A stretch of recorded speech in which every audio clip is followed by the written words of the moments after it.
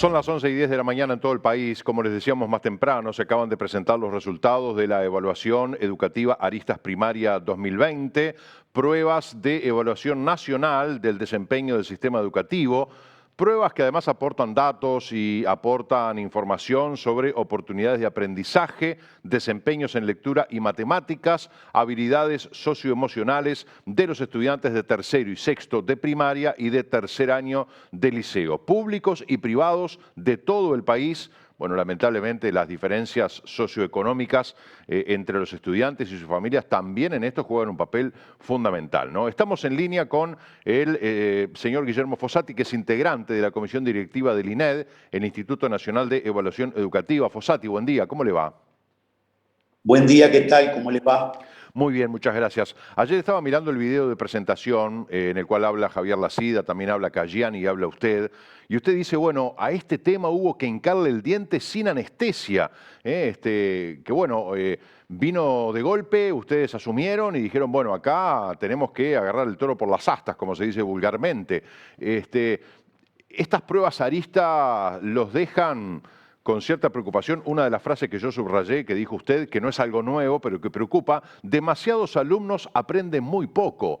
Con esa premisa como que no vamos a ningún lado, ¿no? Claro, sabe que se le escucha de pronto entrecortado, pero le escuché bien igual, de todas maneras. Cuando, ¿A si mí se quiere me le escucha repito. bien? Sí, yo lo escucho perfectamente bien. ¿Usted me escucha bien a mí? Perfecto. Sí, de pronto se le entrecorta, pero le escuché bien la pregunta. Bien.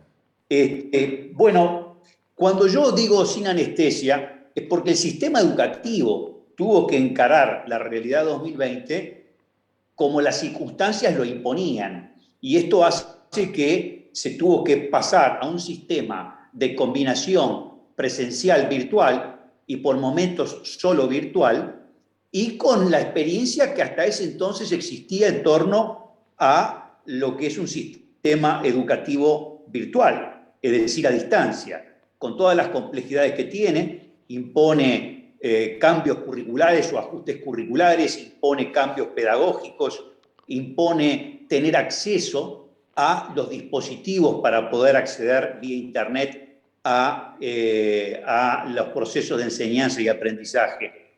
Y en esto marca también diferencias muy importantes entre los distintos alumnos. No todos están en igual condición de acceso a internet por la conectividad, de acceso a la posibilidad de la enseñanza a través de tener una plataforma, llegar a las plataformas a través de computadoras personales.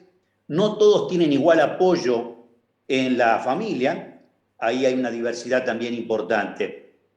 Se me está escuchando bien, ¿no? Sí, perfectamente, Fossati. Bien. Entonces, este es el primer punto que quiero señalar, que el sistema tuvo que reaccionar y que tuvo que actuar ante una situación que se presentaba como se presentaba. Y esa era la realidad, no había otra. Uh-huh. Y en función de eso, ver cómo podía llevar adelante el desafío de la tarea. Estas pruebas además recogen las opiniones sobre el clima escolar, la convivencia, la participación en los centros. También son consultados los padres para conocer la situación familiar de los estudiantes y además los docentes y los directores, que son partícipes a través de las respuestas que realizan vinculadas a las formas habituales de dar clase. Usted sabe que ahí se le volvió a entrecortar bastante. Se entrecortó. Tengo que tratar. Bueno, yo estaba diciendo que los directores y los docentes participan también de estas pruebas Arista Primaria 2020 en referencia a lo que es las formas de dar clase, ¿no? Las formas habituales. No sé si me está escuchando bien, Fossati, o se sigue entrecortando. Bueno, a ver, ¿me escucha, Fossati? Ahora sí, pero Ahí. Recién todo esto que estuvo diciendo no lo escuché. No hay problema, yo se lo repito encantado. Yo decía que estas pruebas, además, recogen las opiniones... Tenemos ahí un problemita, usted sabe, de comunicación, ¿no? Voy a intentar a inferir o a deducir lo que me estaba planteando. Fossati, ¿sabe qué? Lamentablemente vamos a tener que reconvertir esta entrevista y hacerla por teléfono, porque evidentemente estamos teniendo el problema con el Zoom. Así que nos vamos a comunicar por teléfono con usted, si le parece, y seguimos desarrollando la entrevista. No, no me escucha ni siquiera lo que le estoy ¿Por dónde explicando. puede venir este problema? No, ¿Lo tienen usted? Sí, seguramente. Lo vamos a llamar por teléfono, lo vamos a llamar y hacemos la entrevista por teléfono mejor. Perfecto. En un minutito ya estamos de vuelta con Guillermo Fossati, integrante de esta comisión directiva del INED. Con estas pruebas... Hola. Sí. Hola, ¿me escucha? Le escucho perfectamente. Ah, bien, perfecto. Ahí estamos, por teléfono que nos escuche y lo estamos viendo por Zoom. Perfecto. Perfecto, Esto también perfecto. es una entrevista híbrida, ¿vio? Es mitad por teléfono y mitad por Zoom. Fossati, yo decía que las pruebas Arista recogen las opiniones sobre el clima escolar, la convivencia, la participación en los centros, también los padres que opinan, dando a conocer la situación familiar de los estudiantes y los directores y docentes que también forman parte, participan de estas pruebas Aristas Primaria con las formas habituales de dar clase. Yo decía en el principio, que creo que usted no me escuchó, una de las frases que usted mencionó, que es muy preocupante, aunque no sea algo nuevo, es que demasiados alumnos aprenden muy poco. Da la sensación que con ese diagnóstico estamos desnorteados. Está muy bien ese... está muy bien ese... capaz que yo no necesito el teléfono para contestarle. No. Bien. Le estaba diciendo que ciertamente ese es el punto. La idea básica es que todos los alumnos tienen que alcanzar un cierto nivel aceptable de desempeño. Y lo primero que cabe decir es que todos los alumnos, y esto es una realidad con la que nos encontramos que tanto en la prepandemia como en el 2020 se constata que que hay un número muy importante de alumnos que aprenden demasiado poco. Tengamos, por ejemplo, algunos elementos concretos. En tercer grado de lectura, por ejemplo, para lectura de tercero se definieron 5 niveles de desempeño. O si consideramos, por ejemplo, que un nivel 2 es un nivel mínimo, veamos concretamente cuáles fueron los resultados. En el 2020, un 40% de los alumnos no superaron este nivel 2 de desempeño. Cuando miramos estos resultados por contexto socioeconómico, es decir, según contexto socioeconómico y cultural de cada centro educativo, nos encontramos que casi un 60%, un 58,7% de los alumnos de tercer grado del contexto muy desfavorable no superaron el nivel 2 de desempeño, es decir, 6 de cada 10 alumnos, mientras que en el contexto muy favorable, casi un 20%, es decir, 2 de cada 10 alumnos.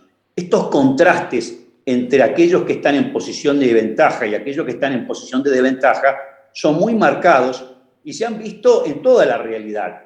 Si pensamos, por ejemplo, en tercer grado de matemática, es decir, ustedes saben claramente que Aristas mide en 2 grados educativos, Aristas primaria, tercer grado escolar y sexto grado escolar. Y lo hace cada 3 años. Lo hizo en el 2017 y lo volvió a hacer en el 2020. Lo primero que uno podría encontrar o preguntarse cuando se hicieron las mediciones del 2020 es entender que habrían resultados significativamente inferiores al 2017 por el hecho de tratarse de un año tan extraordinario, un año que provocó significativa discontinuidad en la presencialidad en las aulas y que tuvo características muy distintas que lo convierte en un año atípico para poder contrastar con el único punto de referencia hacia atrás, que es Aristas Primaria 2017. Pero decía con respecto a los resultados en matemática, veamos concretamente, en el 2020, casi 1 de cada 2, un 47% de los alumnos no superaron este nivel 2. Y cuando lo contrastamos por contexto socioeconómico y cultural de cada centro educativo, un 68% de los alumnos de tercer grado del contexto muy desfavorable no superaron este nivel 2. Es decir, 7 de cada 10 alumnos de contextos desfavorables no lograron superar este nivel 2.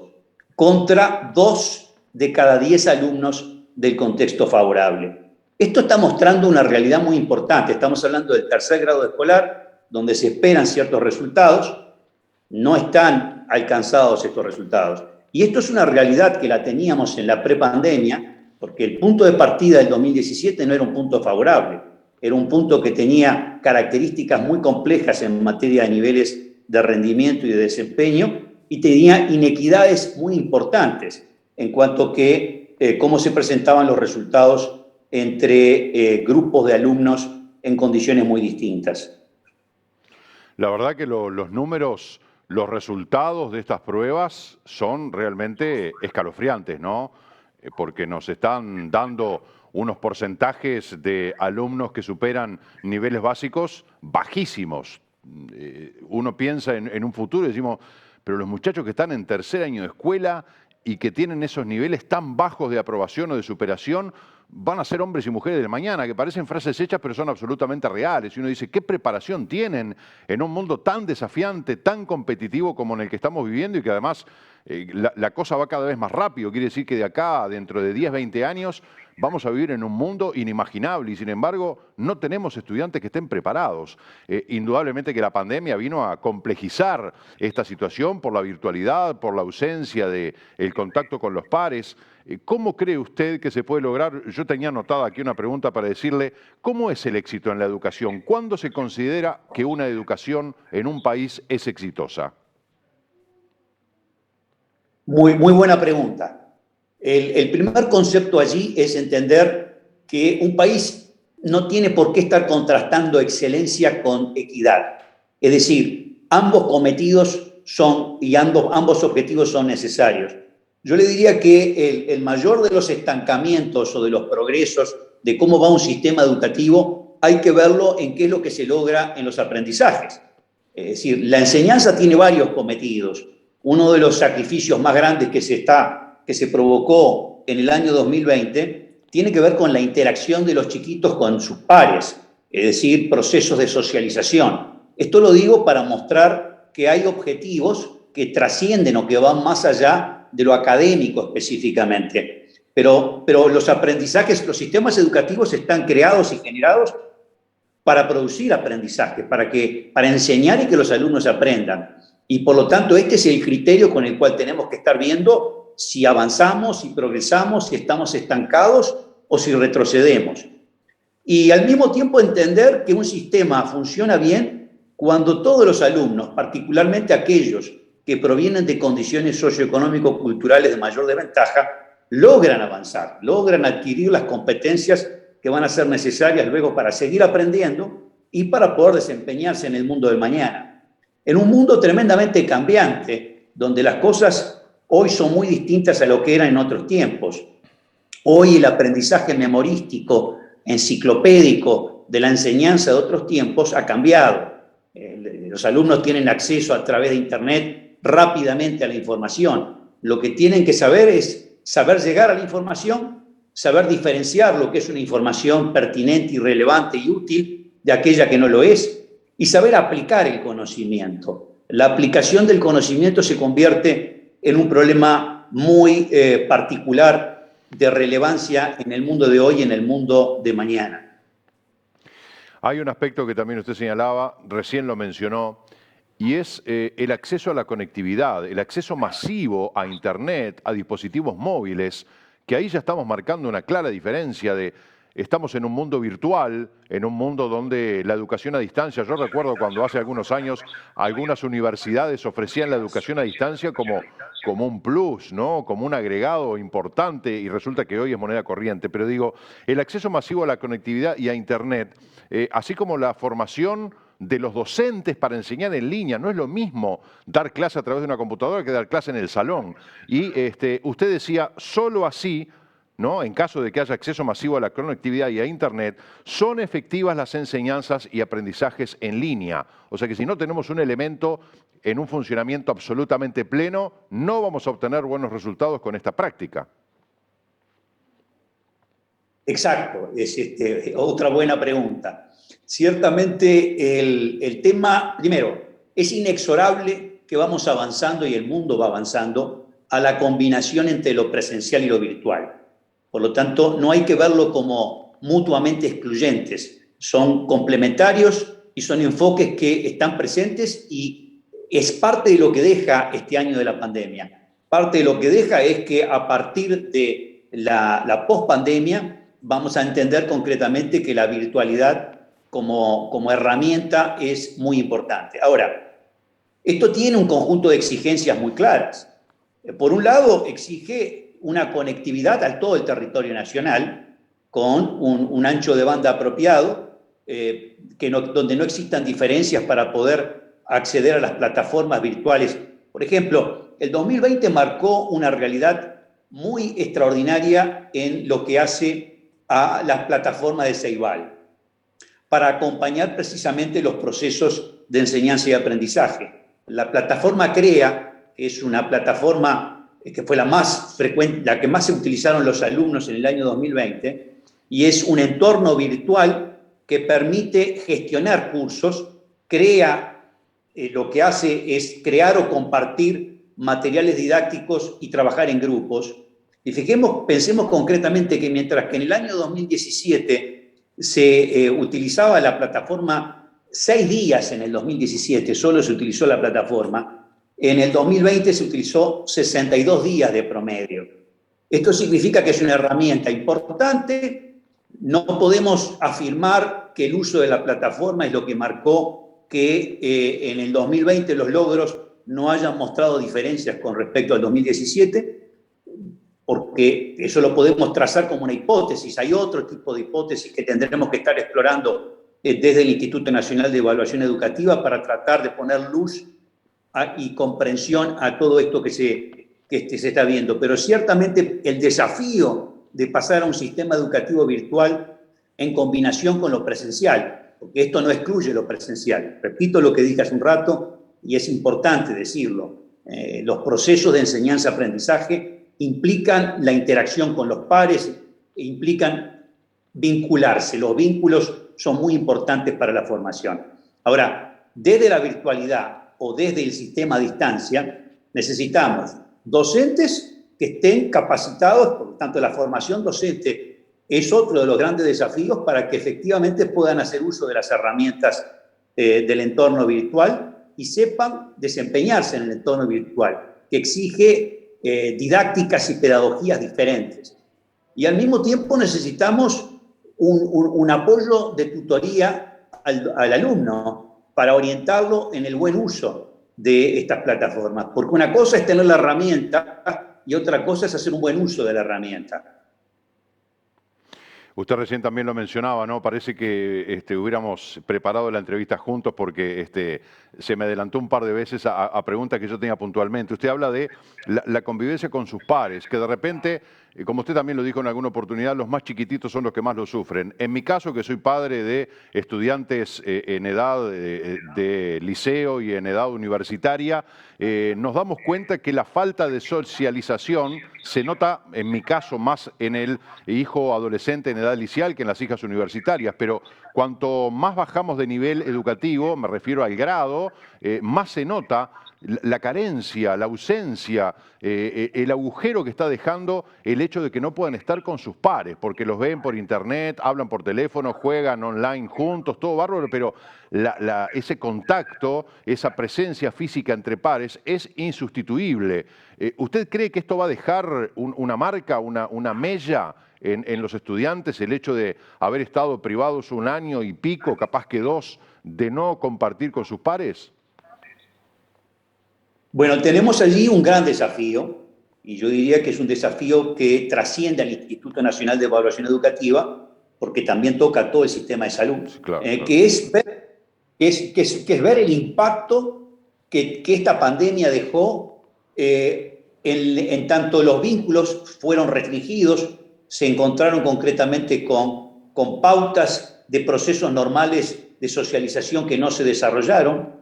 Efectivamente, los chiquitos las brechas se instalan muy tempranamente y se instalan brechas de todo orden, desde el desarrollo neurocognitivo, que es lo que luego da el potencial para poder aprender, a lo que son la interacción con pares en la configuración de la autoafirmación personal, del desarrollo de la identidad, de la personalidad, por lo tanto, de la autorregulación emocional, del manejo de las emociones. Hay toda una cantidad de aspectos que están en juego allí y que tendremos que estar viendo efectivamente qué tipo de, si es que dejó secuelas, y esto es un problema internacional, no es un problema uruguayo. Es obvio que la pandemia, si no hablaríamos de una epidemia, cuando hablamos de pandemia estamos hablando de escala global, escala mundial, y está todos, digamos, la temática de la salud mental y del impacto psicológico que esta pérdida de vínculos o esta restricción de vínculos, o por lo menos de la modalidad de vínculos, porque del vínculo cara a cara, del vínculo presencial, del vínculo cercano, se pasó al vínculo a distancia, al vínculo que está mediatizado por una pantalla, con todo lo que eso implica. Y efectivamente no lo podemos afirmar, pero podemos intuir que hay una cantidad de eventuales consecuencias de orden psicológico que pueden estar jugando, y de emocional, en toda su dimensión, los aspectos psicológicos. Creo que usted directa o tangencialmente lo dio a entender o lo respondió, pero la educación híbrida, esto de combinar, o sea, hoy estamos absolutamente en educación virtual, pero se pensarían de repente educación virtual complementada con la presencial. ¿Usted cree que más allá de la pandemia la educación híbrida llegó para quedarse? Sin lugar a dudas, sin lugar a dudas. Si vamos al sistema universitario, el sistema universitario de hoy, y mucho más el sistema universitario de mañana, y del mañana no es un mañana lejano, va a ser concretamente que se puede estar recibiendo una clase vía teleconferencias con un docente que está en cualquier parte del mundo, y que se va a poder estar interactuando en ese sentido, de esa forma, maximizando todo lo que puede ser el acceso a la información. La globalización ha dado estas características también. Hoy el acceso a la información es un acceso disponible para todos a través de Internet. Por eso es que yo diferencio el acceso a la información. Ya no necesitamos hacer de nuestros cerebros reservorios de información y datos, sino que tenemos que saber acceder a esos datos, a esa información, para poder entenderla, para poder decodificarla, analizarla, sintetizarla, compartirla, aplicarla y utilizarla correctamente. Y sí, efectivamente, estos medios de combinación, este sistema híbrido que combine lo virtual con lo presencial con lo virtual, vino para quedarse. Aparte, elimina las barreras geográficas. Se puede estar en cualquier parte del territorio nacional siempre y cuando mejoremos significativamente en la conectividad, porque si no mejoramos en la conectividad, colocamos a los alumnos que están por el medio rural, por ejemplo, sin la posibilidad de acceder. Ahora, esto tiene connotaciones muy importantes que van a estar marcando cambios en la concepción de la educación y de los procesos de enseñanza-aprendizaje mirando hacia adelante.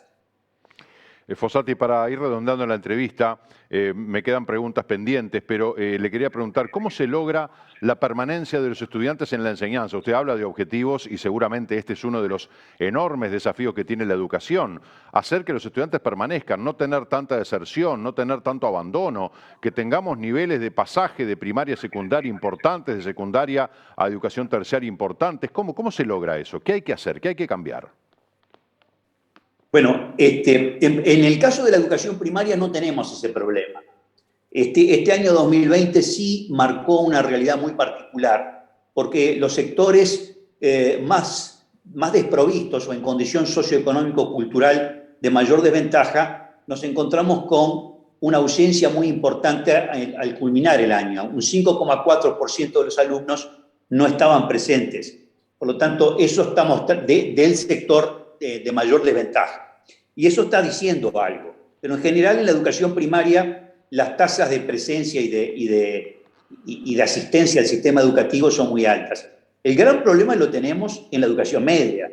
La educación media es donde hay que ver qué aspectos son los necesarios para retener a los alumnos Y esta es una realidad prepandemia. Teníamos concretamente deserción, teníamos porcentajes de egreso de los sistemas educativos de la educación media muy bajos.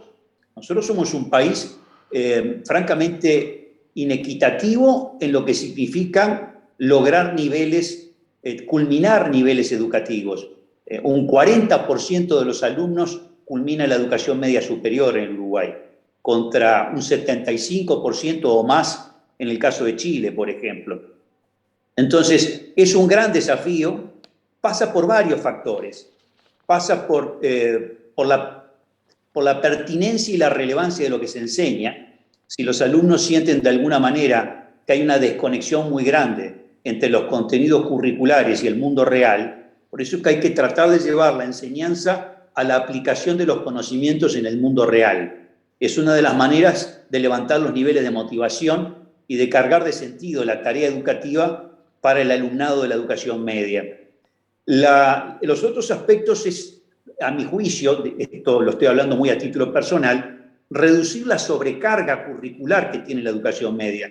Tenemos un exceso de contenidos propio de lo que es un sistema que le cuesta ir ajustándose a la dinámica de los cambios que se van dando en los tiempos, y seguimos de alguna manera con un sistema muy enciclopedista, cuando en realidad el mundo de hoy pide cosas muy distintas.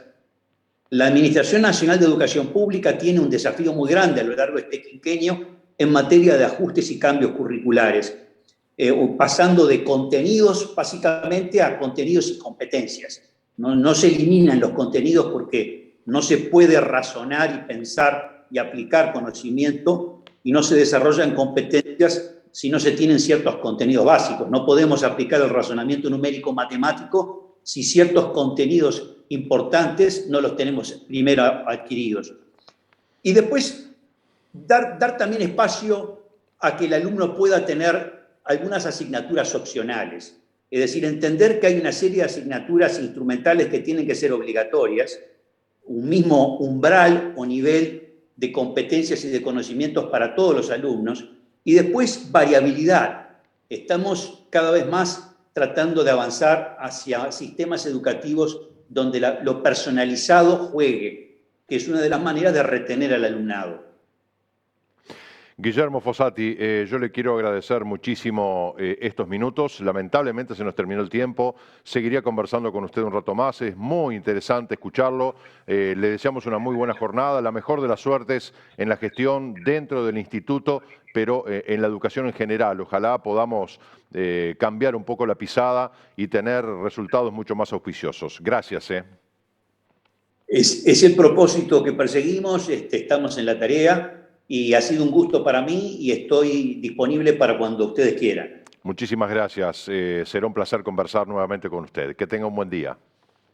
Lo mismo para ustedes. Muchas gracias. Bueno, Guillermo Fossati, integrante de la Comisión Directiva del Instituto Nacional de Evaluación Educativa, con conceptos interesantísimos que son preocupantes, que dejan tarea para adelante, que nos cuestionan y nos replantean un montón de cosas, nos ponen adelante cuáles son los desafíos, eso de no tenemos la necesidad de que nuestro cerebro se convierta en un reservorio de información. Lo que tenemos que saber es acceder a la información, hoy está todo en Internet, pero saber buscar información. No es solamente prendo la computadora, pongo en Google, en el buscador lo que quiero y lo que aparece es eso. Hay que saber buscar, hay que saber diferenciar la información crítica, la que tiene contenido, la que tiene sustento, la que tiene valor académico. Entonces tenemos que desarrollar esa habilidad de saber cómo movernos en ese mundo fabuloso que es Internet, que nos ofrece todo lo que quieramos saber, que nos puede sacar todas las dudas que tengamos, pero que tenemos que saber encontrar la respuesta adecuada.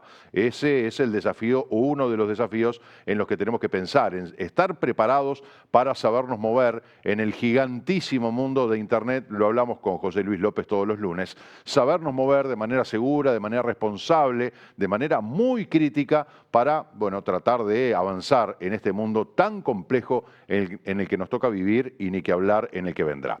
Tenemos que hacer la pausa, ya estamos de vuelta con ustedes.